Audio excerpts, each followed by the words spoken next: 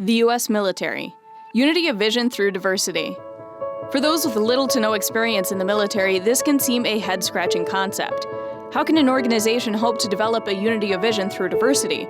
If American culture is a melting pot of diversity, the military is a crucible for the same. The military is able to pull the best from some of our nation's best and brightest, utilizing their many and diverse skills because of the diverse backgrounds of its members.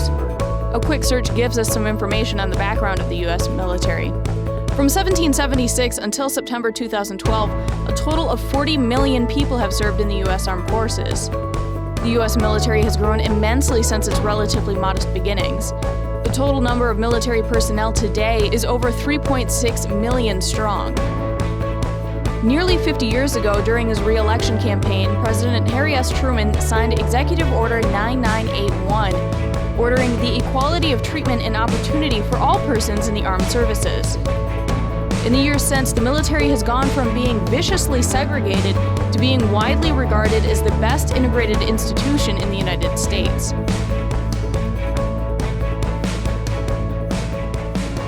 According to the Air Force Policy Directive 36-70, diversity is a military necessity. Air Force capabilities and warfighting skills are enhanced by diversity among its personnel.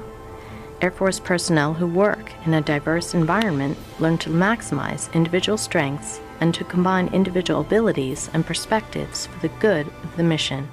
The U.S. military itself has a distinct culture and a tradition of hierarchical structure and high expectations for personal and professional conduct.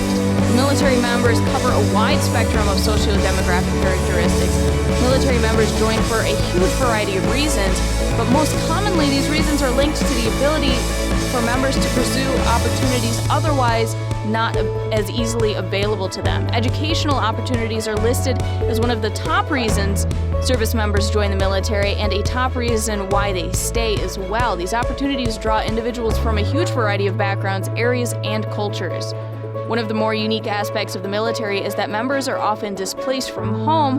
While this is certainly a challenge for many, with partners and children who may experience significant emotional, physical, and psychological strain when, say a loved one is deployed, it can also act as a catalyst in the crucible of diversity that is the military workplace. Members are pulled from their familiar environments and thrust into a new location with other members from a diverse background that many may otherwise have not had the opportunity to work with.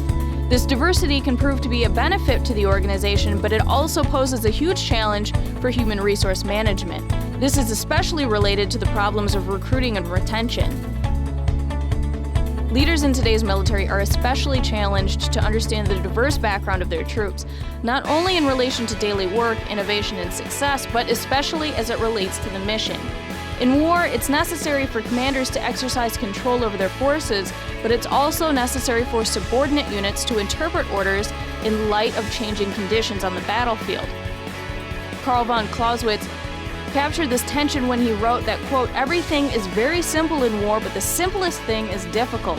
In some terms, leaders must understand the diversity of their troops to adequately communicate and direct them. As instructions are interpreted on this continuum of communication, a great deal can be lost in interpretation depending on cultural context. Despite the central roles of honor codes in military members' lives, the U.S. Service Academy's training in morals and values have not precluded periodic scandals within those esteemed institutions.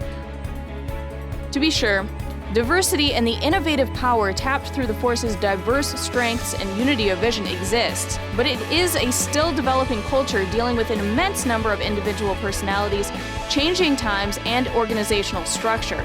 And while huge advances have been made, there is still a great number of changes to be made and challenges to be faced before the true power of this diverse group can be tapped. But it starts with each one of us.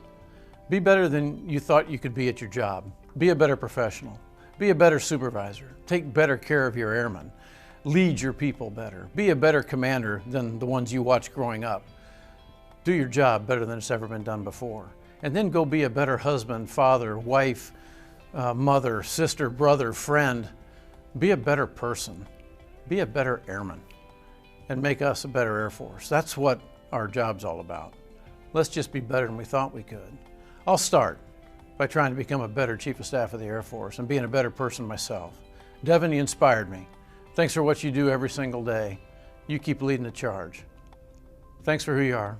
Thanks for what you do. Thanks for taking care of each other.